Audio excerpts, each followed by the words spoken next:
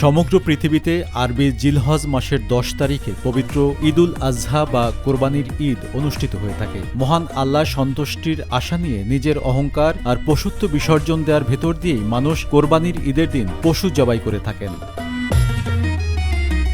আরবি জিলহজ মাসের 10 থেকে 12 তারিখের মধ্যে কোনো মানুষের কাছে তার দৈনন্দিন অপরিহার্য খরচের অতিরিক্ত নিসাব পরিমাণ অর্থাৎ 70 থেকে 80 হাজারের মতো টাকা যদি থাকে তবে তার উপর কোরবানি ওয়াজিব হয়।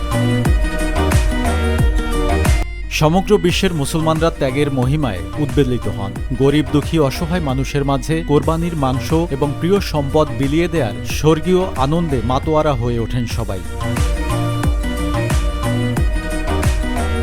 ভেড়া, ছাগল ও দুম্বা প্রতিটি দ্বারা একটি কোরবানি হবে। গরু, মহিষ ও উট প্রতিটি দ্বারা সর্বোচ্চ 7 জন পর্যন্ত অংশ নিয়ে কোরবানি করা যাবে।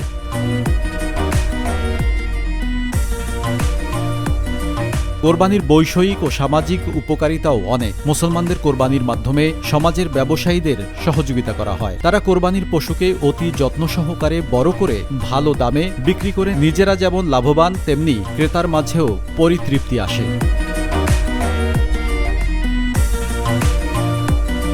কোরবানির মাংস যেমন গরিব দুঃখী মানুষ খেয়ে তৃপ্ত হয়, তেমনি কোরবানির চামড়ার অর্থ দ্বারা অসহায় মানুষ তৃপ্তি ও আনন্দের ছোঁয়া পায়। বিভিন্ন ধর্মীয় শিক্ষা প্রতিষ্ঠানের একটি অন্যতম আয়ের উৎস হচ্ছে কোরবানির চামড়া বিক্রির অর্থ উপার্জন। অতএব এই ঈদ রাষ্ট্রীয় ও সামাজিক উন্নয়ন এবং সাম্য মৈত্রী সুদৃঢ়করণের অন্যতম অবলম্বন।